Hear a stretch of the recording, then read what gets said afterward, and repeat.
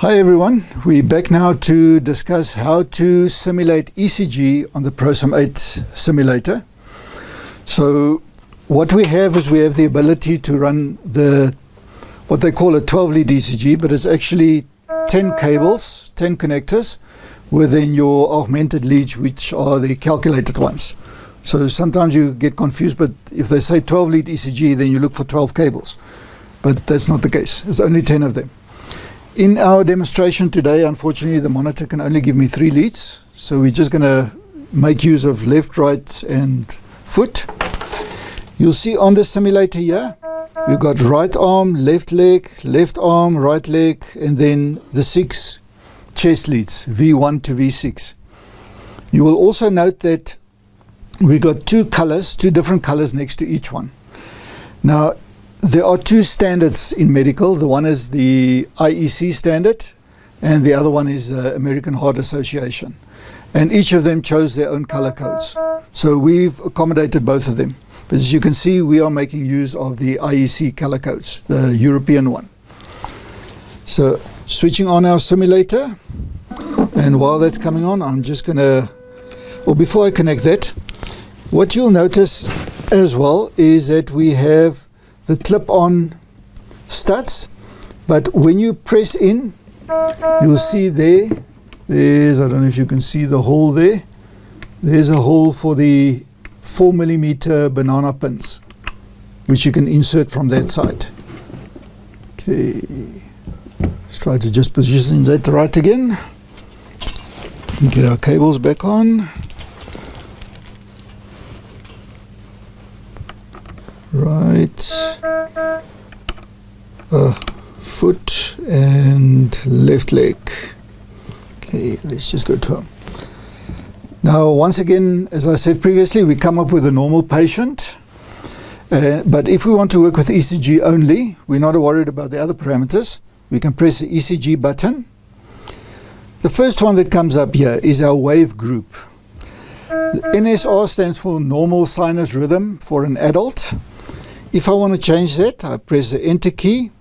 Then I have sinus rhythm for pediatric, performance waves, R wave detection, QRS detection, tall T waves, supraventricular.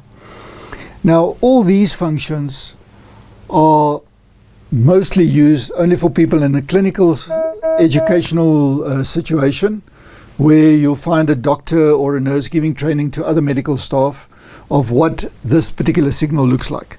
From a technician's point of view, we don't care about those things. We want a normal adult ECG wave, and with that we verify that our machine is working or not. Okay, so we're going to stick to the normal sinus rhythm adult. The next one we have is our heart rate, how many beats per minute we want. We can increase or decrease that. The next is the axis. Once again, that depends, those are the heart axes. You know, when not everyone's heart lies exactly at the same angle inside his chest. Some of us are a bit this way or a bit that way, and that affects the ECG waveform. That again is for clinical environment, it's not for us.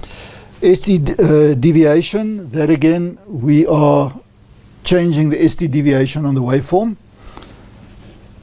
Amplitude, there sometimes we want to change from 1 millivolts to 2 millivolts to verify that on the screen we get the right deviation. Artifact type, that again, I can accommodate 50 Hertz environment artifacts.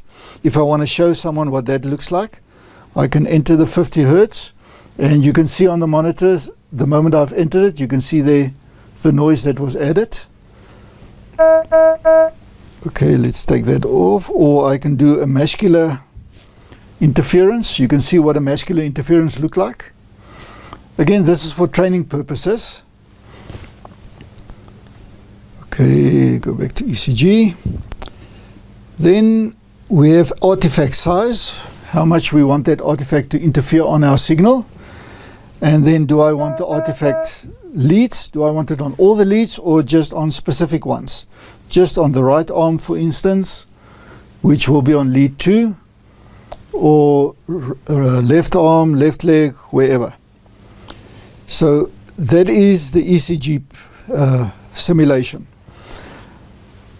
While I'm on ECG, I just want to throw in a little bit of respiration, because the two go hand in hand in some way when it comes to the simulator. When you do respiration, it's under your special functions. You have respiration there. You have to tell, you see we've got the wave, the rate, the ratio, amplitude, baseline, but then the very important lead, which is left leg at this stage. Some of the machines use right arm to left arm ECG electrode to measure respiration. Others use right arm to left leg, and then left arm to left leg, depending on your machine and how it's been set up. If you don't set this up correctly, you will not be able to see the respiration. You can see now we are using left leg. If I change that one, say to left arm, suddenly I don't have a respiration anymore. Okay, just a little bit of useless information.